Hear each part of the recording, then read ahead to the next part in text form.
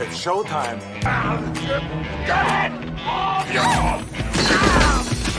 Look my cover! Crush your enemies. See them driven before you. They hear the lamentation of their women. Oh, shit!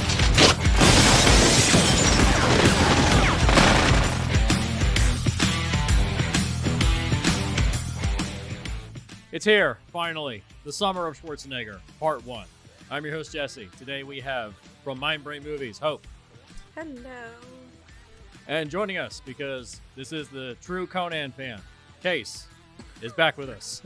How are you today, Case? I am so happy to be here. I love that I get to come on and actually talk about good movies sometimes. Mm-hmm. I mean, we have 4 of them today, and not all of them are good. But we do have good ones today. Well, you know what? We've got a great one in here, plus like some others. So like, yeah, a great one plus in. some others. That's probably the good way to put it. Yeah. It's a little sprinkling here and there. Yeah. So the way we're doing this for the Summer of Schwarzenegger, we're going to have 4 episodes, and we're starting out in the early years of Schwarzenegger's career. This guy's a personality. We thought this would be a fun thing. I think this was an idea from our buddy Patrick over at Vintage Video. It was an idea for his years ago. And he's going to be joining us for a later episode in the season. But we're going through all the eras of Schwarzenegger's career. And we're not going to do all of them. At one point, we were going to do all of them. And we said, yeah, we don't need to talk about Hercules. We don't need to talk about Hercules in New York. It's not really worth it. It's not worth it. I mean, I think aside from the he was dubbed in the original version of that. And so there's at least like the question of like how he was perceived when he initially was received by the U.S. audience. But beyond that, no, there's not a lot to really talk about. Yeah, there's not a lot to talk about. There's a meta to talk about, but there isn't like it wasn't necessarily a big career turn. He just was a big guy and they cast him in the movie and then had someone else talk over him. And the reason some people aren't aware of that is later editions, because Schwarzenegger had become a superstar, put his original audio back in. Oh, really? I didn't know that. I always thought that was always dubbed. Oh, okay. And look at that. This is why we have you on, Case. Because this is why Case is here. Yeah. Yeah, and in that one he was monikered as Arnold Strong because people couldn't pronounce his last name. Exactly. Yeah. Oh, poor guy. Brilliant. So we're gonna start with the early years. We have 4 movies tonight. First, we're talking about Pumping Iron. So I like this movie because I'm the workout guy. I love this movie. It was the thing that put Schwarzenegger on the map, but not just him, but also Lou Ferrigno as well. It was, these two guys. The documentary of this, it kind of portrays these two guys kind of at war with each other, as if they're competing for Mr. Olympia, which Schwarzenegger I think had won like 6 times prior at that point, and Lou Ferrigno was trying to come up and trying to take the prize from him, and Schwarzenegger won again, and then he retired on top. It's a fantastic documentary. Also, it's 100% fake. None of it's true. You guys know the story about this? I knew that it wasn't a real documentary, but by all means, give me the full story. Because this is one that I actually haven't seen in full. I've seen clips, but never the full thing. Right. Same. Well, what had happened, what for those that don't realize, the sport of bodybuilding, it's kind of boring. There's not a lot to talk about. It's like you just go into the gym, you work out a lot, and then you just eat. How many push-ups did you do today? How many push-ups? It's not that interesting, really. So you have to kind of build a story around it. And what they did was you have to build a body of work around it. Well, but they had to build up this rivalry between these two guys, Lou Ferrigno and Schwarzenegger, and they come off as like they're bitter enemies at times. They're really not. They were actually okay with each other. They actually didn't hate each other. The film. This is a perfect example of how documentaries can manipulate the narrative and how you can create a story out of real life events. Well, it's also like you said, there's not as much content, so to say, like there would be in other documentaries. Like usually a lot of documentaries are like packed with information and research, and that was just kind of like, well, we know who they are, and that's all we got. So a more interesting conflict would have been Schwarzenegger versus Mike Mentzer, who they had a really bad, bitter hatred towards each other. very different political ideologies, different workout styles. That would have been a little more interesting, but it probably would have only been about 10 minutes long. Because it's like, yeah, they hate each other, and that's really about it. Right.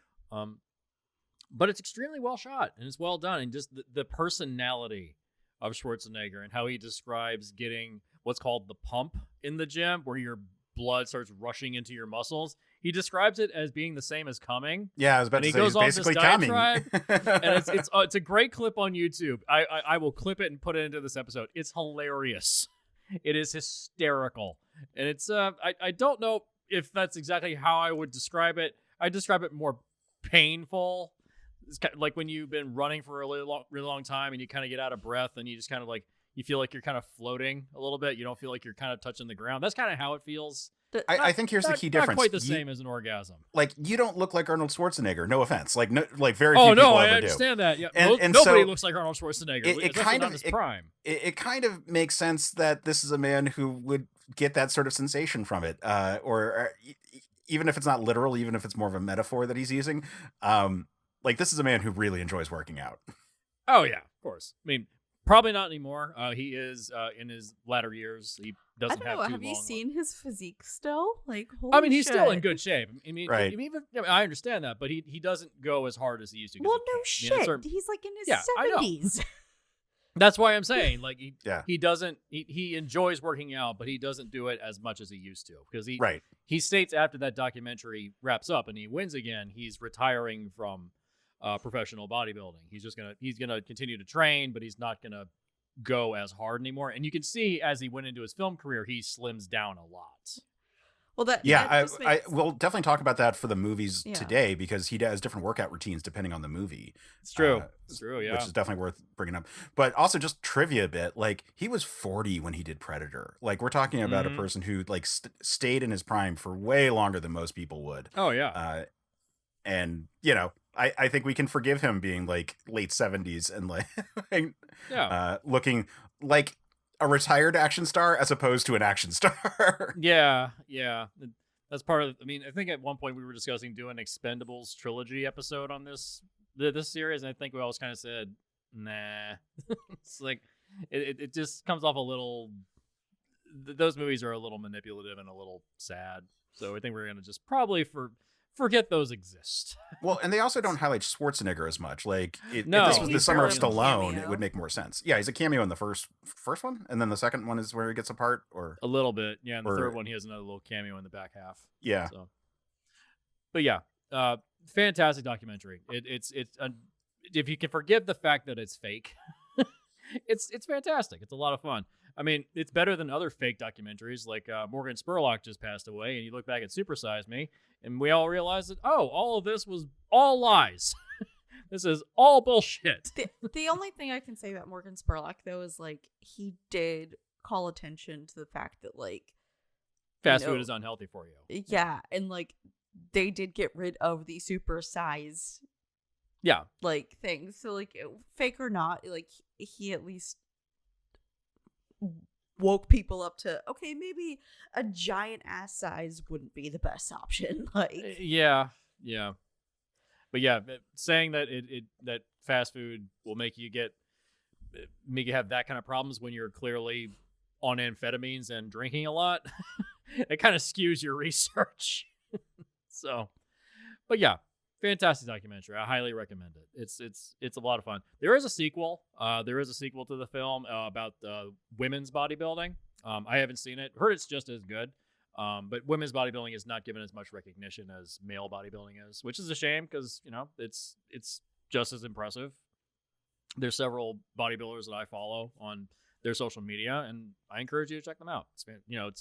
It is an impressive sport, seeing how you can actually mold yourself into being that size. Although there is, of course, implications that they sometimes get away with certain performance-enhancing drugs occasionally. So, but I think, as far as I'm aware, somebody like Schwarzenegger was all natural when he was building. So, as far as I'm aware, yeah. But I don't know. He might have been pumped full of schnapps, but that's Yeah, he actually has a joke about that. Somebody asked him, "Do you drink milk?" And he's like, "No, I don't drink milk. It's for babies. When you become an adult, you drink beer." It's like, yeah, that's the Schwarzenegger I know. Yeah. Well, I was gonna say, there's also this video of him like nowadays. He's like, "Oh, do you know how I stay so good? You know, in my 70s," and he makes like this protein shake, and then he's like, "Oh, is it just like a full egg in it?" Yeah. No, and then one of the last ingredients is he has this giant bottle of schnapps and just like dumps it in his it's like this protein, like this beautiful made protein shake, and then like he's like, "Oh, one last ingredient," like dumps all this schnapps in there, and he's like, "Now it's perfect." And then like goes off to the gym drunk. Don't do that. Don't work out drunk. Don't ever do that. Jesus. But yeah, there's not too much to say about it. It's interesting. It's also nice to see his lifelong friend Franco Columbo is in the film. He passed away, I want to say about 5 or 6 years ago. He was out swimming, and while he was swimming, he had a heart attack and he drowned. Oof. So, that's awful. Yeah, that's just the double whammy of how do you go. That's just the worst luck. But yeah, it's a fantastic documentary. Definitely recommend it if you want to see him in his very early years. Go check it out. So yeah, I guess we'll move on to the best of the best today. Conan the Barbarian. Yeah, you took the good one, Case. God. Yeah, you got the good one, man.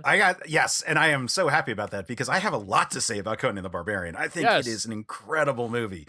We'll try not to retread ground from our Split the Difference episode, but it's hard not to. But go ahead.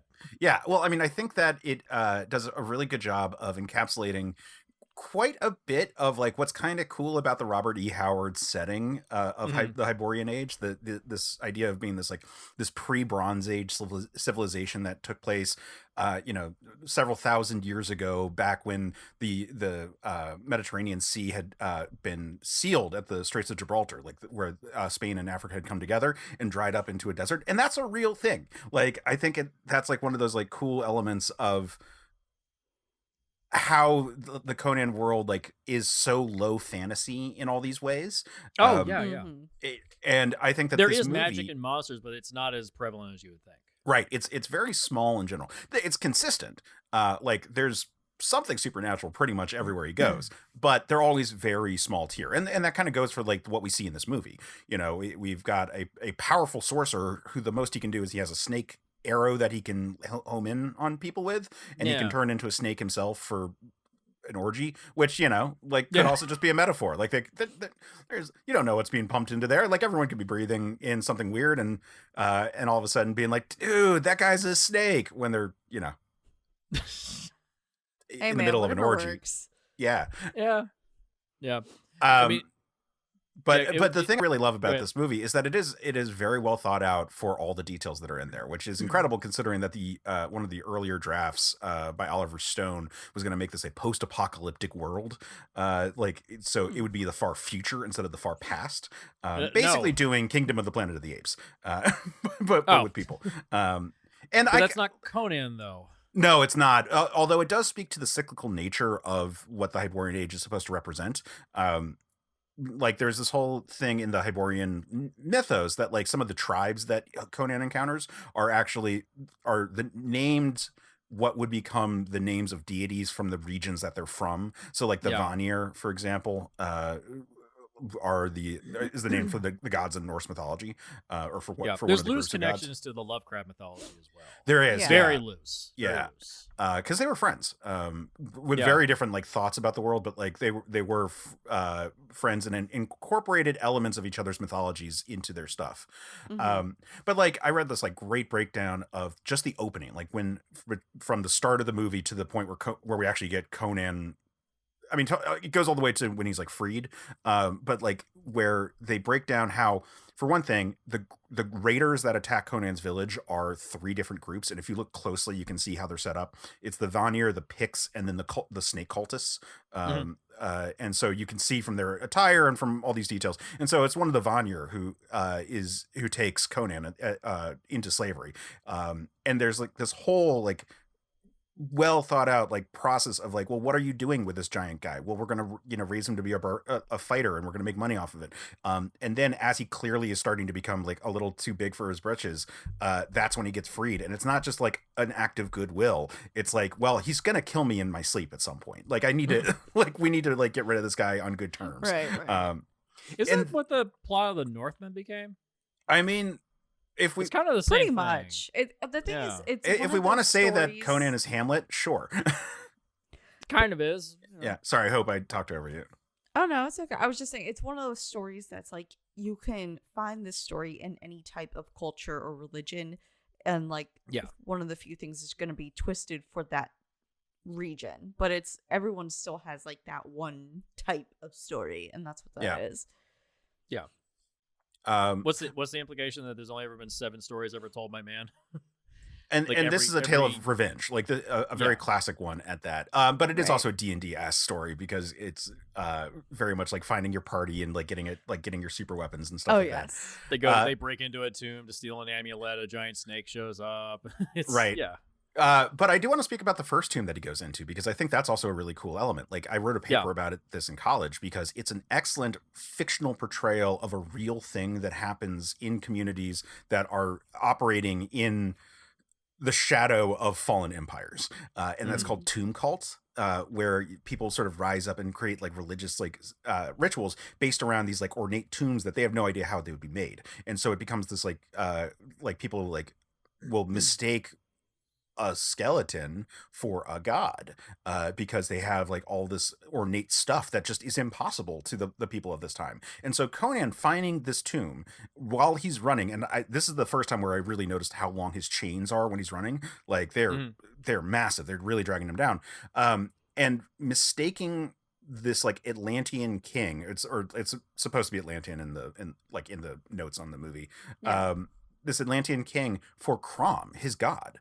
And taking this sword, and the sword is like this great steel that is like impossible now. Like no one can make a weapon this good. It's so good it breaks the sword of his father later on. It's a sword that lasts in the entire goddamn movie. It is the tool that allows him to be freed. It is the tool that allows for the extremely funny smash cut at the end of this sequence where he climbs out, he cuts his chain, having prayed to his god. He's a free man, and like the dogs that have been chasing him like bark and circle back to face him, and then smash cut to him just wearing the pelts of the dogs as he's like running. I get it. But that scene is just so like it's so good because it is a wonderful illustration of a real phenomena. And this movie in general has a lot of really good observations of how civilizations have worked traditionally. Like it's still a big fantasy epic with a character running around like a crazy person in what is Spain, but is supposed to be like the deserts of the Mediterranean Sea. Spaghetti Westerns got away with that all the time. It's okay. Well, and like while we don't have a lot of evidence that there were people living in the Mediterranean while it was dried up, because I think it's a little bit before our time as far as we can tell from the geological record, there is a very similar thing, which is the English Channel used to be dry. And so when that space was dry, there actually is evidence of human civilization that was occupying this region between England and France. So we know that like these kind of things have had wild impacts on the way human civilization has been laid out, and areas that we typically think of as being like these ancient fixtures are the results of, in a lot of cases, occurrences of climate change that have occurred before and have reshaped civilization the way we see it. Like Egypt was not a concentration of power until climate change caused the extremely fertile land that was around it to contract and compress along the Nile, and that caused people to all of a sudden be overlapping each other, and that was the big driver for civilization there. If you look at, I think it was Babylon, where like their capital city used to be on like a coastal city, and then like just like the land dried up, and all of a sudden it was like way too far away from the sea, and so no longer was able to function as a capital city, and like there was a power shift there. This is a movie that is set in a world that is post reshaping, because they talk about Atlantis, and they talk about the god stuff, which is presumably also ancient civilizations, probably the Atlantean stuff, if you really get into it. But we know that Atlantis used to be a civilization. It was consumed by the oceans, and we know that they are occupying a space in large part. I mean, Samaria is supposed to be like Germany. Hey, great for Arnold. But Yeah. but that the bulk of the territory that they go through, that they move around in, is territory that is now underwater. And so I think that it's such an interesting movie that has these details in the background. It's just very well thought out. And then like the main story is so simple and focused, but like you got Arnold, who they made the wise decision not to have him talk that much. Like I'm just like at this point in his career. Yeah. This is technically his first starring role in a film, and they use him efficiently. He's not really an actor yet. Don't give him any lines. He's there to show off his physique and to punch stuff. The lines he gets are amazing, like the whole prayer to Crom at the end, where it's just grant me revenge. Like fantastic. Everyone else doing a great job. James Earl Jones, goddamn, is he a good actor? yeah. I wanted to definitely talk about him. Like anytime he was in there, like I know this is Summer of Schwarzenegger, but like anytime James Earl Jones showed up, he stole the show. Yeah, I was really watching him in the scene where he confronts Conan, and and then he gets crucified afterwards. But I was really watching him respond to what Conan was saying about he killed his father and so forth. And like he's like, you can see in his eyes as he's like trying to think back and like can't remember it, and like decides that he can't remember it. And like the facial expression, everything that he gives through that all, it's so good. Apparently, James Earl Jones traded acting tips to Arnold for workout tips, which I think is cool. a wonderful. I totally believe that. Yeah. Nice. Here's a trivia bit that I just want to throw out there. So the guy who plays Conan's dad at the opening of the movie, his real name is Will Smith, and I just want you. Oh my god! I just want you to just imagine that. How unfortunate. Oh my gosh. Oh no. Oh god, yeah. Conan the Barbarian. I never got a chance to rewatch Barbarian as we were doing this, as leading up to it. But yeah, there's so many great moments, just like little moments, like when he gets his first like big bundle of riches, and he goes out and just like gets shitty drunk, and he's out there with like fucking women constantly, and then he gets so drunk he falls into his porridge. Yeah, it's just little moments like that. It's like, yeah, it's great. Yep. Like, I can forgive the fact he doesn't look exactly like Conan as described in the book. He doesn't behave exactly like Conan, but like the movie's good enough, and I'm willing to let it go. Yeah, I think that the looks, like, sure, he's a bigger guy, sort of. I mean, we talked about how like there were different. He's not described as being very tall, but he's kind of short, but he's wide. Like Wolverine. He's Wolverine. He's Wolverine type. That said, Arnie's actually not that tall himself. There's some argument about actually how tall he is. I think he's only about like 6 feet. They keep saying, "Oh, he's like 6'4". Like, no, he's just about 6 feet. I think that he's 6 foot, and like he has listed himself as like 6'2" plenty of times, and a lot of people have been like, I don't think he's actually that tall. So he's just like one of those guys of bluster.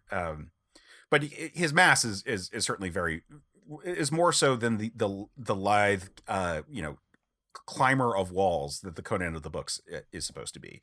And he's not, doesn't have like the dark features. He's got a much lighter complexion with like light brown hair, like versus like the pitch black hair of Conan in the books. He's described being much more of Mediterranean descent. He's much more like, dark skin, darker hair, such like that. Yeah. So. But I think that aside, the look of the character isn't really that big a deal, because the look of the character in the movie is so effective at being Conan the Barbarian. And Arnold did do a great workout routine to not just be like a really ripped guy. I think the bigger complaint comes when you look at Destroyer, because in this movie, like, he actually put on a lot of weight. But by weight, I mean like healthy weight, like fat. Like because he did a lot of horseback riding. Most of his training was like physical training for movement, as opposed to like raw muscle, because that wasn't what he needed. He needed to be able to swing a sword convincingly. He needed to be able to climb a wall convincingly. Like, he needed to look like a warrior, not like a bodybuilder, and did that for this movie, which contrasts to the workout routine he did for Destroyer, where it was all about looking like a bodybuilder. But I think that the characterization, where he's not quite as clever, he is not as stealthy, or at least doesn't come off as stealthy. There's still scenes where he's a thief. Like if I was statting him for D&D, I would still stat him mostly as a rogue, which is like kind of funny when you think about it for Conan the Barbarian. Yeah. And he works fine in that regard. Like he does some good sneak attacks in this movie. Yeah, I mean the first Conan story that was collected, the first story, he's already a king. He's already got power, and he kind of jumps around in the timeline. So that's the best and worst thing about this duology of films. We never got that third one. They tease you with that image at the end of both movies that King Conan's like, it's coming. Even as like recent as 2019, they were like, it's coming. We promise it's coming. It's like, no, it's not coming. I made a pitch video for Conan. I think I called it Conan the Conqueror. As me and my writer friend Pat Edwards pitch what we would like to see in a Conan movie. It's on our YouTube channel. But yeah, like that would have been great because this movie does such a good job of being that like, here's a little snippet story being told by one of Conan's like vassals, and you know, and like tells his origin because it's a movie. But this is the tale of his revenge, and then he becomes a king, and that's a story for another day. And like I'm here for it. Yeah, I want to see that shot of him at the end of the movie with like the fake beard and everything. Like actually looks pretty good. He's got a giant ass glaive next to him. It's awesome. Yeah, like I want to see this king. They teased that for so long. Yeah, they did it the same thing with Destroyer. They did the same thing with that. Like it's always teased, constantly teased. Yeah. Like and it just leaving you wanting more. And for damn near 40 years, we've been wanting more. Right, and it's so weird because Jesse, like you said, the books jump around all over. Like every short story is just they're everywhere. Like Howard described it as being like the kind of stories you would tell at a campfire. And so wanted it to not be like any kind of serial storytelling. It's really just like, here's these shorts. Mad Max took that as well, where it's like, there's not really like a lot of continuity between the episodes. It's like, it's just here's another one. Yeah, it's like, this is the time when he was a pirate. Now this is during the time when he was a king. Now this is during the time where he was a mercenary operating in this part of the world. Because like it's not the only story that happens where he is at any given time that he goes to a place. Like he arrives at a place and it does a bunch of weird shit and then moves on, because like Conan is a person who has just a ton of side quests on his path to king, getting to level 20 and being like this crazy I never thought of the world of Conan as being like, it's basically Skyrim, but you're just doing all the side quests and the main mission is very, very easy by the very end. Yeah, exactly, because you've done every single side quest imaginable. You've maxed out all your stats, and then you're just like, all right, now I'm gonna play the game, and it's like, oh well, this is boring now because I did all the side quests. It's the end of Make Love Not Warcraft, the South Park episode. It's like it's like, I mean, we did it, guys. What do we do now? What do you mean what we do now? Now we can play the game. All right, Kenny, go ahead and boost your shots. God. So yeah. No, so I just love it. It's a really fun movie. It's well written. It's like it's the only one of this trilogy. I guess you can say Red Sonja is the third. It's the only one that actually has the guts to really be like aggressive. Because we'll get into Destroyer in just a second. It's the only one that actually feels like it's honest about the material of Conan. Yeah. Because this is an R-rated film, and then you go to Destroyer, which I guess we can transfer this over to Hope. Yep. Destroyer is a PG movie. What a downgrade. It's interesting. Now this was pre PG-13, right? No, this is post. This is post. This seriously? is after Gremlins and Temple of Doom. It was still very like leery on what was PG/PG-13 though. It was still nebulous. Yeah, they still didn't have like a set concrete like standards. But I'm sorry. It was the same year. I'm sorry. It was 1984, so it was the same year. So it was like all over the place, kind of. Okay. Right. They didn't know what to label it. And so it's tame by comparison. Yeah. Oh no, like it's a dramatic shift change from Barbarian to Destroyer, and you would think like Destroyer would be more chaotic because it's called Destroyer. Yeah, does he destroy very much in this movie? He breaks some things, but yeah, he's not this like wrecking force of nature that you kind of envision from the title. Yeah, no, a lot of it is like, I feel like a lot of it's delegation. Like, he became a manager in the second movie, and he's just like, he's just like, nah, I got my title. Now y'all can do my shit. Like, that's how I felt, honestly. Yeah. That I do want to ask you guys. So, have you seen this movie, Jesse? Or Oh yeah, I rewatched it. Yeah. I have the 2-pack of the first and second films on Blu-ray. There's actually an actor in here who's a part of like his main like core group. What is the dude's name? Are you talking about his sidekick Malik? His little thief buddy Malik. But yeah, there's another role in another movie he plays. It's my absolute favorite. Mm-hmm. I want to see if you guys can take a guess at who that is. I have no idea what his other movies are, so give me a second. So it came out in like 89, 90. It has Michael Keaton in it.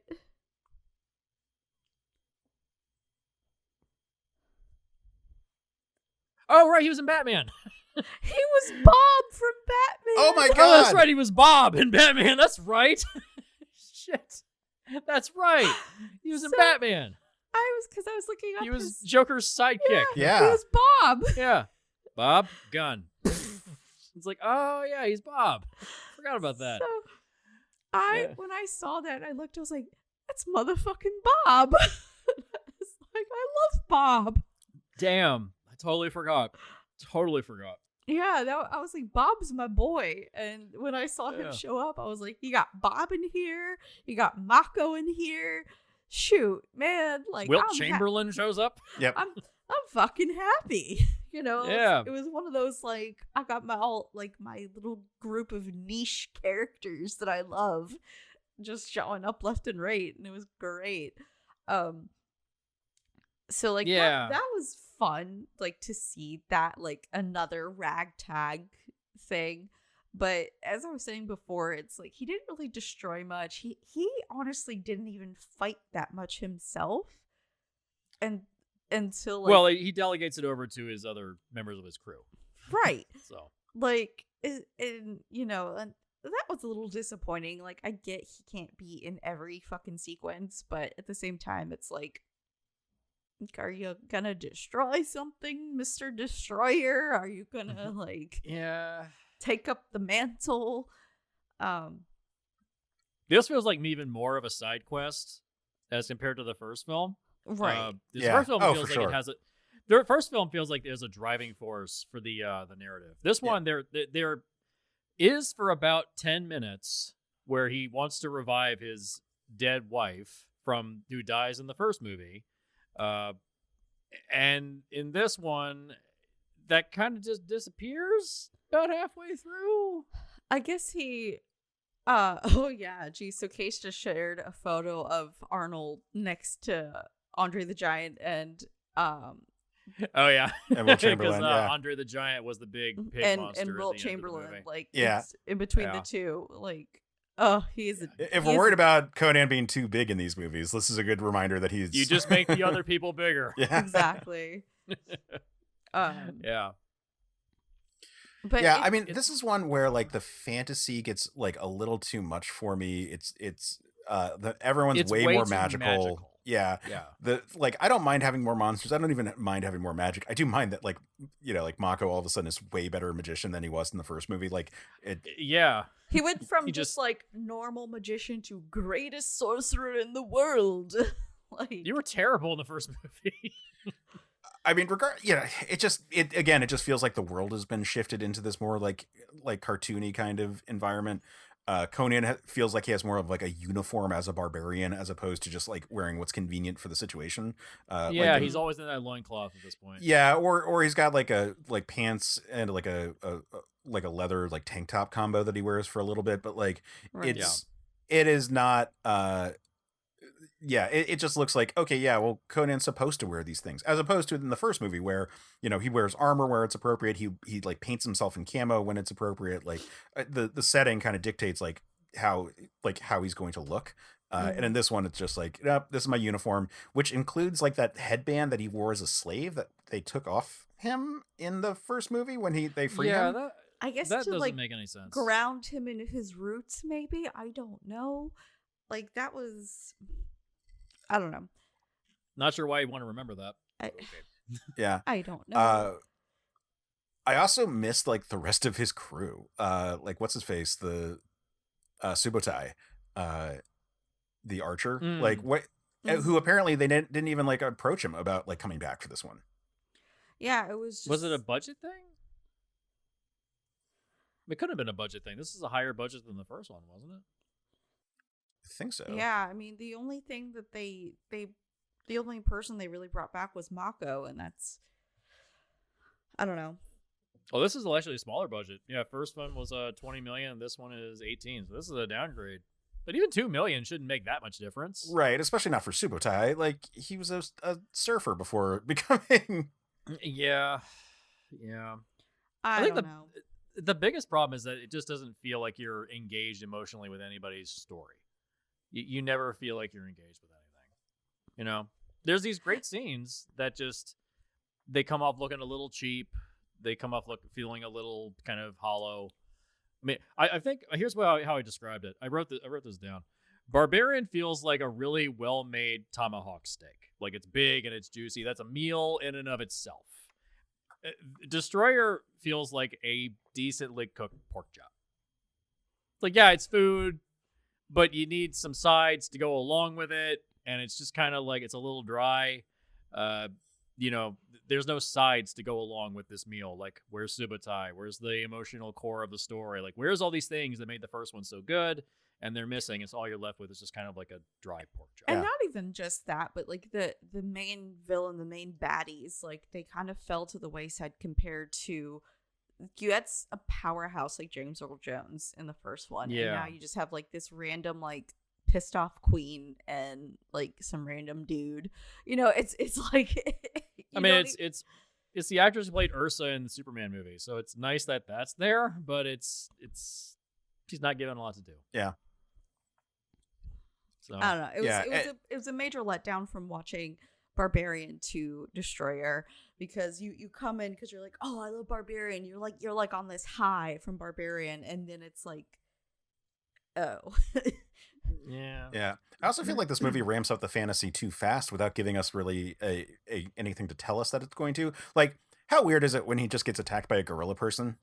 Like, right. Yeah. Like, that's a big thing in the books. Like, there's this whole idea about people devolving into like apes or like more ape-like human or like hominids, like still like wandering around at the time of the Hyborian age. But no reason to believe that the audience was going to be aware and like not be like suddenly like, what was that? That was that invested a into monkey? the lore to know that much. Yeah. Right. Yeah. I shouldn't have to do homework to enjoy the movie. Especially not a Conan movie. Right. Yeah, it should already be explained, or don't even put it in the movie. Just make it as simple as possible. You know. I will say for this movie, it does have one of my favorite Conan scenes of all time, which is when Conan just goes, "Enough talk," and chucks the knife at the guy and kills him. Oh, yeah. Like, yeah. If it had more moments like that, it like this movie lacks the grittiness of the first one, and I think that's like, like we could probably tolerate a lot of the other parts of this movie if it was just like worthy of an R, you know, like if it was bloody and like the violence like sort of carried it, that would be the seasoning that you need on this pork chop.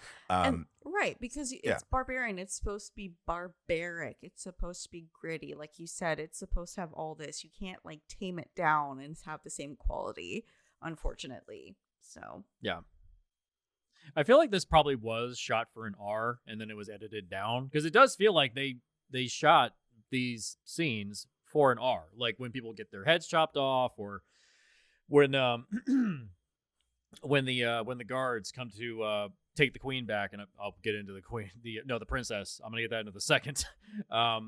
When they come to take her back and like they get chopped up, and Grace Jones shows up and stabs one person, you never see the reaction shot. I feel like this was shot for an R, and I think Dino De Laurentiis, did he work on the first Conan? I don't believe he. Okay, so he was probably more in charge on this one, since the first one was a big success.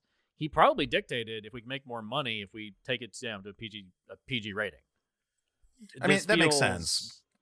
Yeah, but it's not the reason the first one is so good is because it's effective. Yeah, it doesn't pull its punches. Yeah, but it's not like it's not exploitive, with the exception of the sex stuff, which not in the books. I try to forget that even occurs in that movie. I'll try to ignore all that stuff. But that's another thing I wanted to discuss with Destroyer is I mentioned this to Hope when she had to watch it. I said, remember, the princess is 14 years old. I mean, I know you have issues with that, but here's the mindset that I came with it. It's very common for princesses like that to be young. You have to also think of those timelines. Like, your average age of mortality was like, what, 30? Like, that's fair. And on that, and so like where they reference all these things, I get it, but at the same time, they handled it very delicately. Like, not once did Conan even like give into that whatsoever. He's like, no, you're still a child. Like, he stayed true to his love, even in death, and like the entire time he's like, nope, you're a child, you're good, I'm not doing that. And I'm like, and I respect that, because that's not his mission, that's not his purpose, that's not what he's driven by. So despite all of that, like, I guess it didn't affect me as much because I went into it with that mindset, with that mind thinking, and also like seeing how he reacted with her. It was more like hey kid, come on, not like a hey, because there's time, and I reflect back on my teenage years. I had crushes on adults, and I knew there was no way in hell, but I still had crushes on them. Like, there was times I had crushes on teachers. You're 14, 15, your hormones are raging, like, and obviously an older person is going to be more attractive to you than a dumb teenage 14-year-old who's a fucking idiot. Like, so, It's fair point. Yeah. So like I said, I guess it didn't affect me as much in that aspect, because they did handle it very well, Yeah, it makes sense that she would have that kind of a crush on this big muscle man. She's never seen another person, so she's been kind of locked up in that castle for a long time. So again, I guess it makes sense. Hormones so are raging. I do want to she sees this dude. Release. Yeah. I do want to confirm.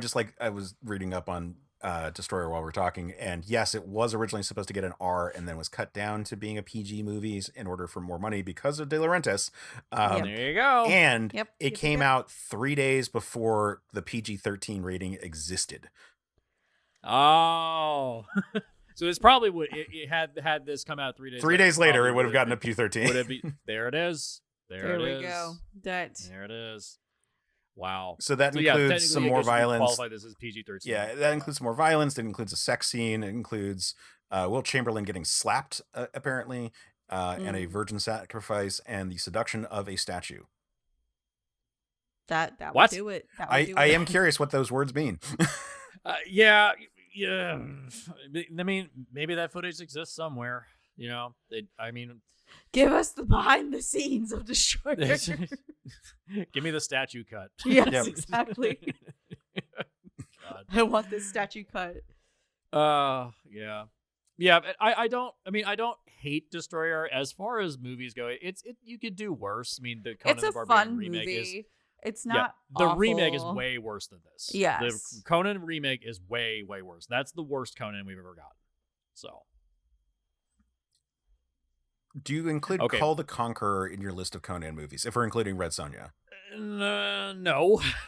It's not a Conan movie. Not really. It was supposed to be. Was it? Yeah. It was originally supposed to be the next Conan movie, and then they couldn't get Arnie, and they decided to rebrand it as Call, which is another Robert E. Howard property. Mm-hmm. Oh, I did not know that. Yeah. I was totally unaware. Also, Conan the Barbarian originally was a Call story, because Call was the first character made, and then like he retooled it as a Conan the Barbarian story, and that's the one that sold and was the big hit. So those two characters are super interlinked with each other. Oh, I did not know that. It's like Judge Dredd and Strontium Dog or something. They're just interlinked. They just always just pass by each other. Really, what it's like Very is rare people. Lone Ranger and Green Hornet. Oh yeah. Oh yeah. That makes sense. Yeah, there you go. That's a better example. But yeah, I mean, Destroyer is as far as movies go, it's fine. Arnie is doing the best with what he can. He's huge in this movie. He's fucking enormous. My God. Like the first movie, he doesn't really have abs. This one, he has abs. You can see it. He's ripped and muscles everywhere because he's not really doing like climbing or anything. He's just swing that sword, run real fast. That was what he was mainly doing. Yeah, you can see that this is the movie where they wanted him to look like an action figure more so than look like a actual, barbarian raider character. Yeah. Well, I guess we'll go into the next one. So I need to get something real quick. 1 second. Oh, it's the whiskey break. Yeah, right. I was waiting. I was wondering when that was going to come out. So Red Sonja, this movie sucks. And it was horrible manipulation on the part of De Laurentiis as to why Arnie is in this movie. Because originally it was supposed to be Conan. And what happened was Universal owned the rights to Conan. And they couldn't get those. So they decided to put him in the movie as a character named Calidor. He's just playing Conan. Yep. And if you want to know how little this movie gave a shit about Red Sonja, the what was a side character in a Conan narrative, if you want to know how little they gave a shit, look at the poster for this movie.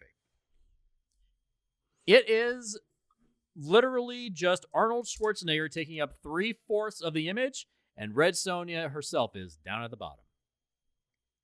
They really didn't care. Yep. It's the best way to describe this is with Schwarzenegger's own words. It's the worst film I've ever been in. And he was in Batman and Robin. Hey, he got to say "nice to meet you" in that. Yeah, that one has some fun elements to it. That's got some fun stuff in the in it, right state of mind, that's a very fun movie. Yeah, but this movie is not good.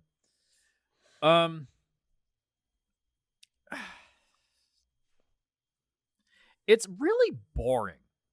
That's my biggest complaint. I mean, if you're going to make a barbarian Conan type story, you got to put something in your movie.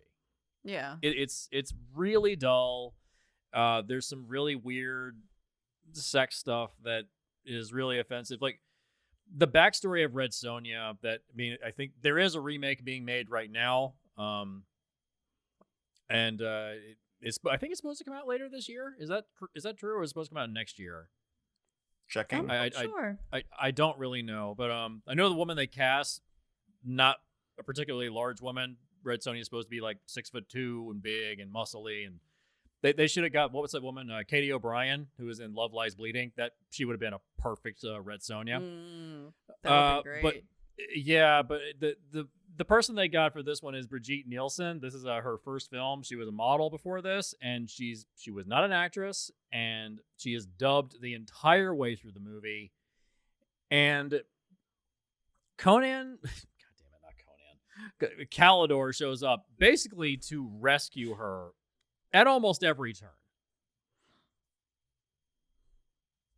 Yep, and she's supposed to be like this very empowered, powerful, like amazing warrior. And yeah, the standout sequence is where they fight a giant sea monster in a water-filled cave, and Calidor's riding on the back of the thing trying to kill it, and she just kind of goes up to it and kind of plucks its eyes out, and then that's about it. Calidor does most of the work. I mean, Calidor does most of the big action scenes. Once again, he lifts up a gate because he's huge. Red Sonja doesn't do much. And yet the film is called Red Sonja. Yeah, I'm looking up Red Sonja right now. I don't see a release date for the Yeah, I see confirmation that it's being made. I don't see the date. Mm-hmm. Okay. Yeah. But yeah, the backstory Although I of do how see that Robert Sheehan is in it, which I think is very interesting. Really? Oh. Love that man. Yeah. The backstory to Red Sonja is one thing that I've always had some contentious feelings about. Does anybody know the backstory for how Red Sonja became Red Sonja? No. Like in the meta or in the... And just the general backstory of how she goes on her eventual quest for vengeance. Do you know this? No, I don't know the story. I actually haven't seen Red Sonja yet, but I do know that the character originally was like a Pilgrim era character, and then when Roy Thomas took over doing the comics for Conan the Barbarian, he introduced this like Hyborian age era version of the character with a slightly different spelling. But by all means, go on about the character.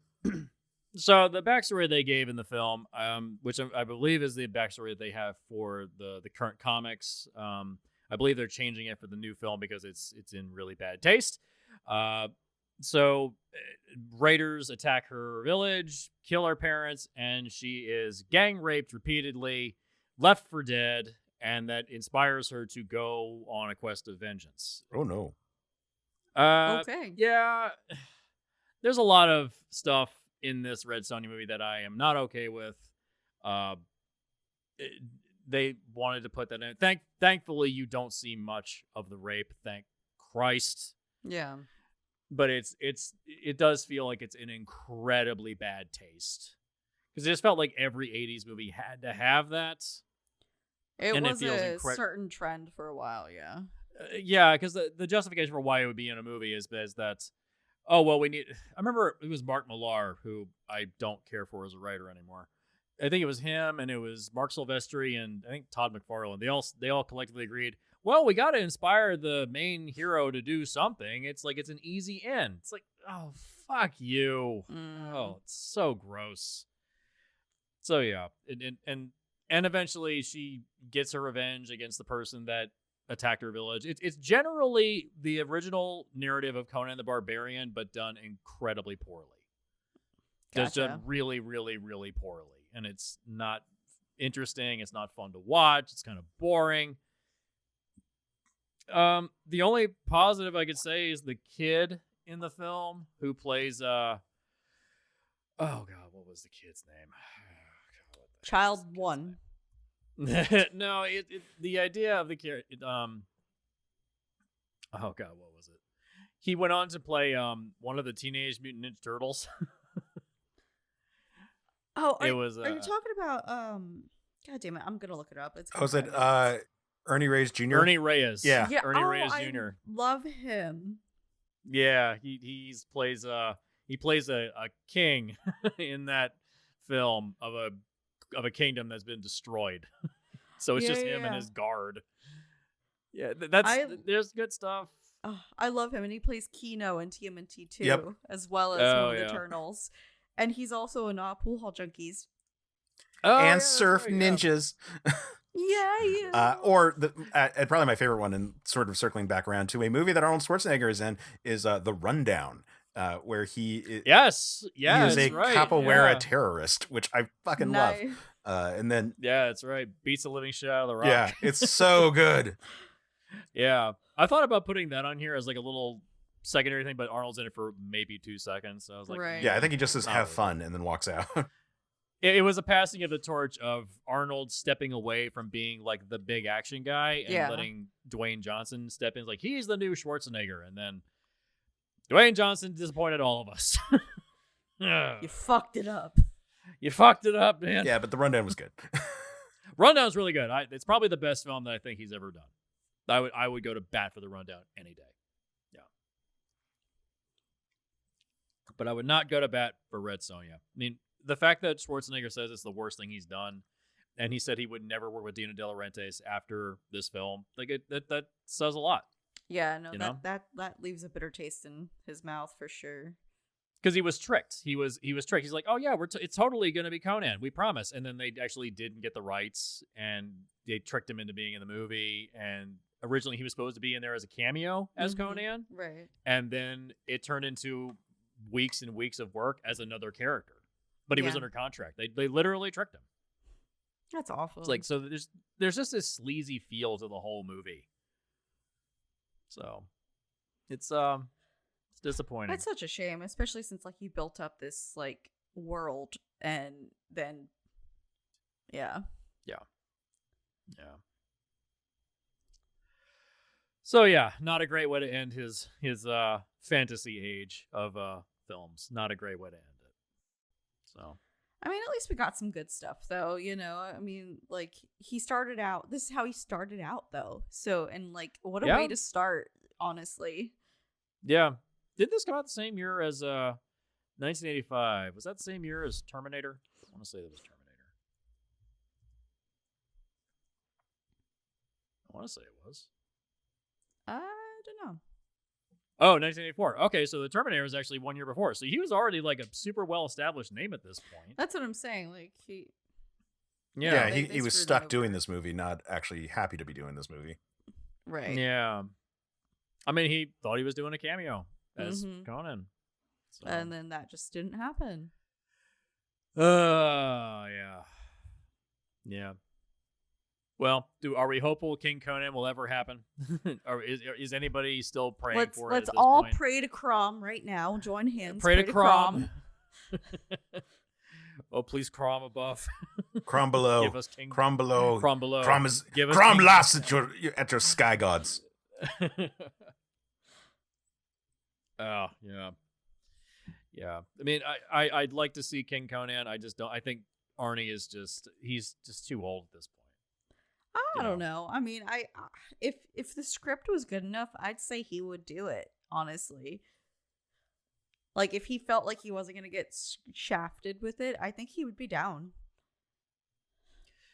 Here's how you do it. Do it like just take the story of Beowulf and just do that. Just do that. Like that's how he eventually becomes king. Like he just copy that terrible Robert Zemeckis remake of Beowulf. Just copy that animated movie, just plot beat for plot beat, and just make that your King Conan story. That's how you do it. Fair enough. Yeah, that's how you do it. There's a quick pitch. But yeah. But it's nice to talk about Conan. Yeah. I'm glad to have revisited these films. Yeah.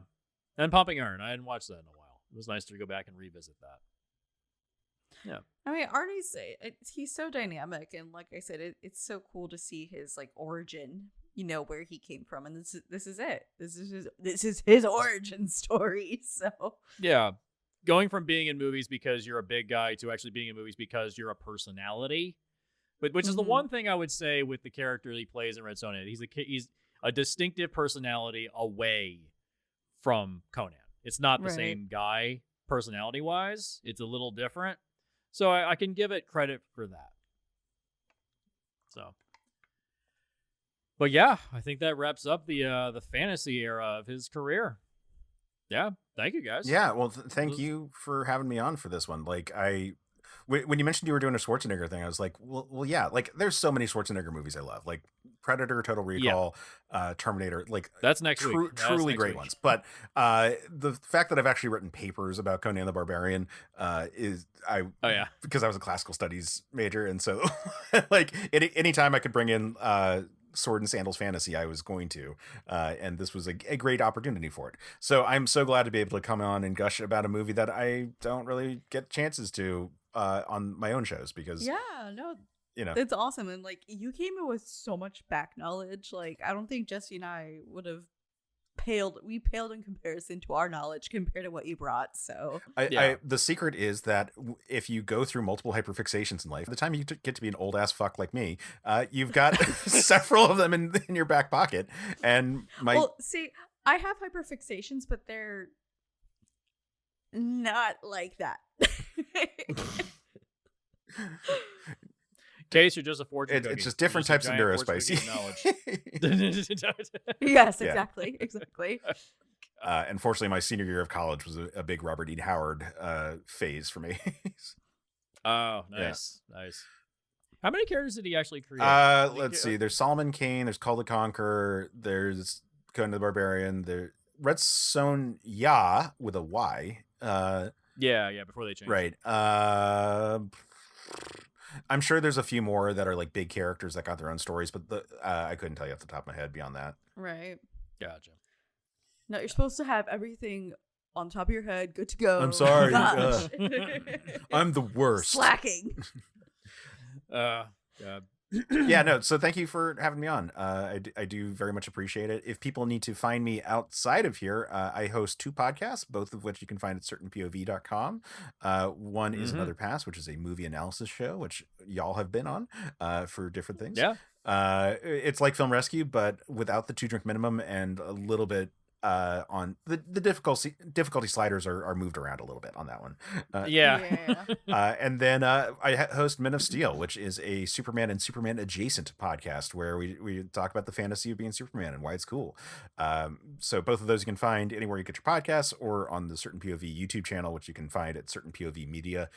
So those are where you can find me. And then on the platforms, I'm at Case Aiken, or on Instagram, I'm at Quetzalcoatl5 because I'm holding on to my AIM screen name for dear life. Never letting them go.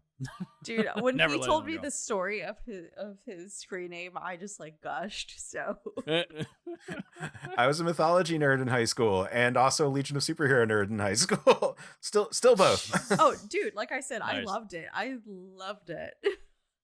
Nice. And Hope, where can people find your stuff? Where can they find My Brain? So you can find my show, My Brain Movies, on YouTube. And also you can find me on TikTok under My Brain Movies. Instagram, you can find me under biohazard_Leia. We do a lot of psychological analysis of film and TV. We had some great interviews. It's a good time. So Nice. And we also have a Patreon. Patreon.com/jaguarsharks, I believe. Is that what it is? Remind me, Hope. that's all you, buddy. I think I'm not remembering off the top of my head. I'm very tired today. But we have a Patreon. We will put a link in the description below. If people want to find me on Instagram, just my name, Jesse Fresco, because I lost my old one because it got hacked.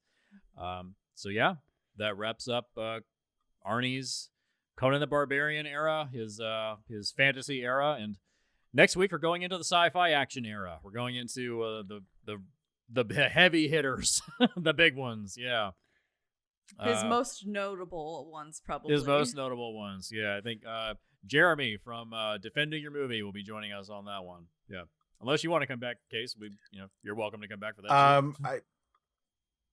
We'll talk off mic about that. Yeah, of course. Yeah. It's all good. It's all good. So, that wraps it up for the night. Thank you, everybody. Yeah. Thanks again. Good night. Night. Hey, you want to be a farmer? Here's a couple of acres.